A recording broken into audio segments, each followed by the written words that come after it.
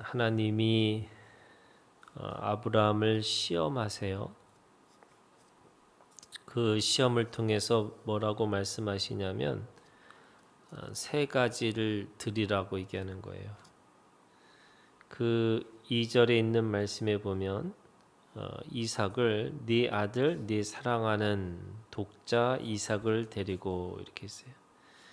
첫 번째가 뭐냐면 네 아들이라고 그래요. 이 아들이라고 하는 것은 아브라함에게는 생명 관계예요. 아버지와 아들의 관계가 뗄래야 뗄 수 없는 생명 관계인 거죠. 네 사랑하는 독자, 이 독자라는 것은 유일한 아들.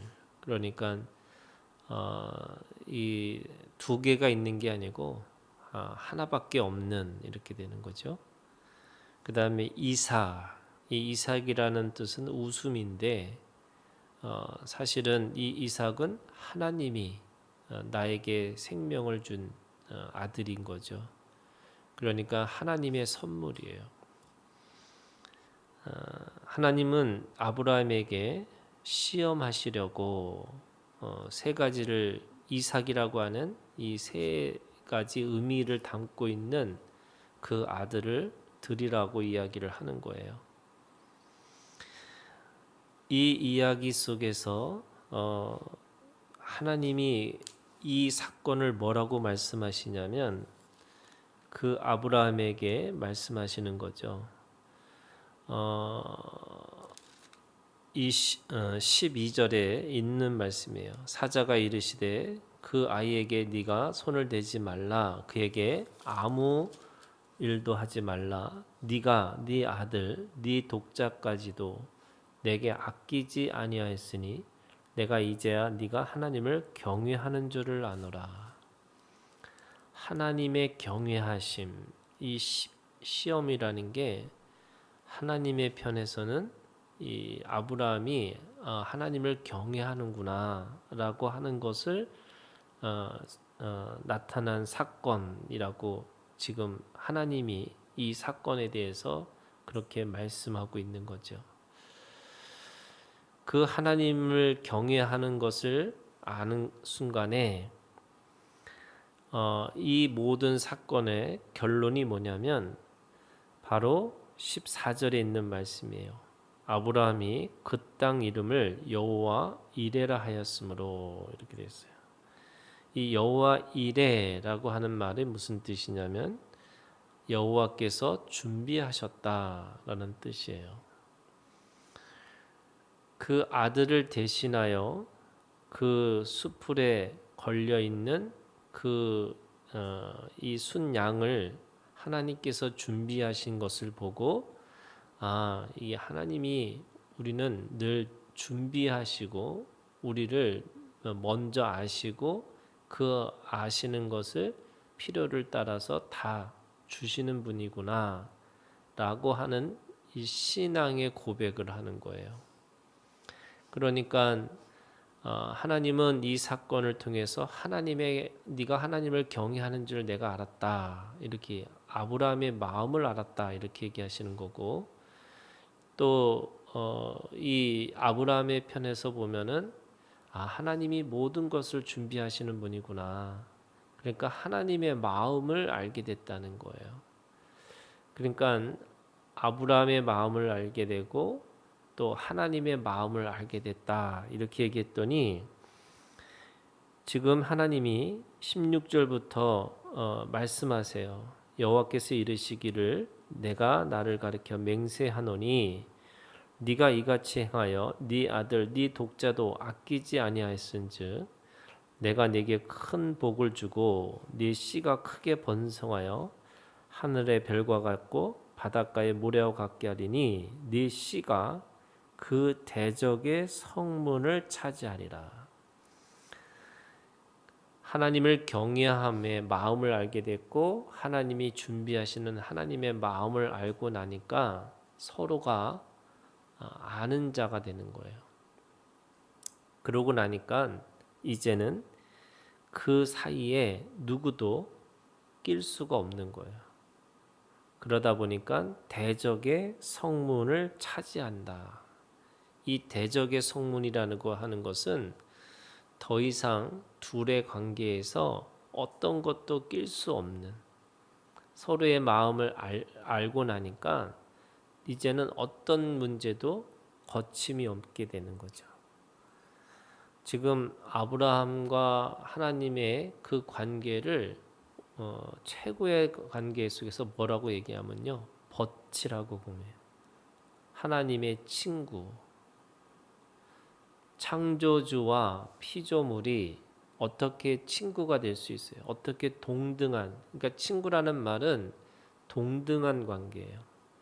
근데 왜 그렇게 동등한 관계가 됐느냐? 서로의 마음을 알게 된 거예요. 우리가 그런 거잖아요. 그 마음을 아는 순간에 그 사람이 어떤 것을 하고 또 어떤 말을 하고 어떤 행동을 해도 다 알게 된 거예요. 그래서 그 사이에 막힘이 없어요. 그 사이에 더 이상 어떤 문제도 문제가 되지 않아요. 그래서 그 대적의 성문을 차지하는 씨가 된 거예요. 그 후손, 믿음의 사람을 통해서, 그 아브라함의 믿음을 통해서 이제는 아브라함의 후손, 누구냐면 믿음의 사람들이에요.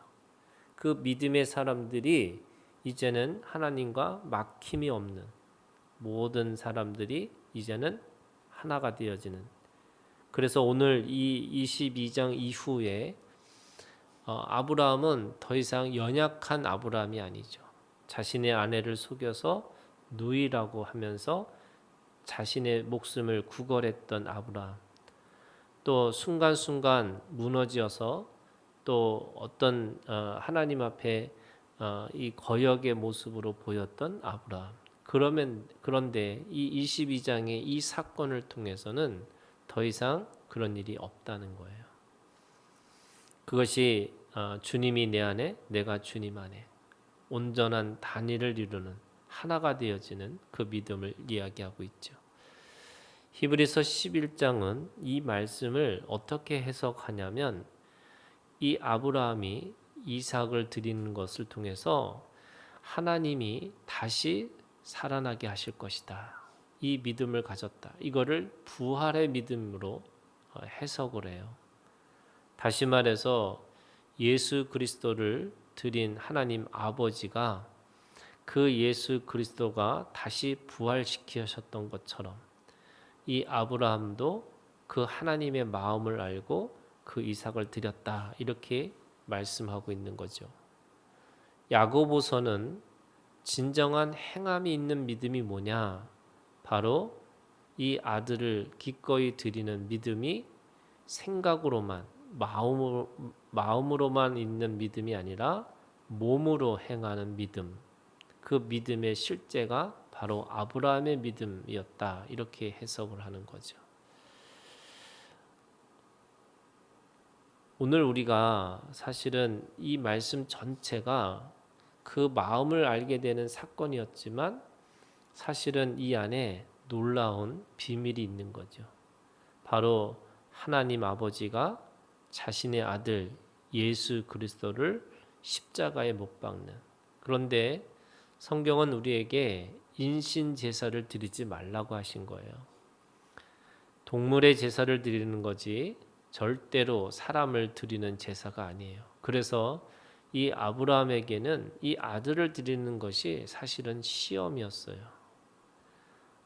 그 아들을 드리는 이 사건은 누가 하는 거냐? 이방인들이 이 이방인들의 우상에게 드리는 최고의 제사가 자신의 자식을 드리는 제사예요. 그런데 하나님은 그 제사를 드리지 말라고 하셨어요. 그럼에도 불구하고 아브라함을 시험하셨다, 이렇게 말씀하시는 거예요. 그런데 왜 이 사건을 이렇게 우리에게 보여주셨을까? 그것은 바로 하나님 아버지가 자신의 아들 예수 그리스도를 그 십자가의 죽음의 길로 들이신 거죠. 그런데 반전이 있어요. 그 예수 그리스도는 이삭은 죽지 않았지만 그 예수 그리스도는 그 십자가에서 죽으셨어요. 그러면 이 사람의 생각에 보면 비정한 아버지가 되는 거고, 이방인들의 우상을 섬기는 그 인신 제사와 같은 자신의 거룩함, 자신의 탐욕을 위해서 자식까지 드리는 그런 비정한 아버지의 모습이 있는 거죠. 그런데 반전이 있는 거죠. 그 반전이 뭐냐면 바로 그 아들 예수 그리스도가 바로 하나님이셨어요. 사실은 아들의 모습으로 죽은 거지만 바로 자신의 모습, 자기의 죽음을 말씀하고 있는 거예요. 그래서 그 부활의 믿음이라는 것은 뭐냐면 아버지가 죽음 가운데 들어가셔서 모든 사람들을 구원하시기 위해서 기꺼이 희생하셨지만 다시 살아나셨다. 다시 부활하셨다. 이 말씀을 하시는 거고 자신의 죽음을 말씀하고 있는 거죠. 사랑은 내가 누군가를 죽이고 내가 자신의 얼마나 의로운 것을 보여주는 게 아니고 자기의 죽음을 통해서 진정한 사랑이 무엇인지를, 그리고 그것이 영원한 생명의 길이라는 것을 우리에게 말씀하고 있는 거죠. 여러분, 이 아브라함의 이 22장은 그런 의미에서 이 성경 전체를 표현하고 있는 말씀이에요. 우리가 하나님을 경외하고 또 우리의 믿음이 하나님이 준비하셔서 하나님이 스스로 죽음 가운데 들어가셔서 우리를 죽기까지 사랑하셨고 또 그걸 통해서 우리가 더 이상 하나님과 우리의 사이에 막힘이 없는 온전한 하나님과 하나가 되어지는 그 모든 것을 하나님이 하셨고 하나님이 준비하셨고 또 그렇게 하나님이 이루셨다, 이렇게 말씀하고 있는 거죠.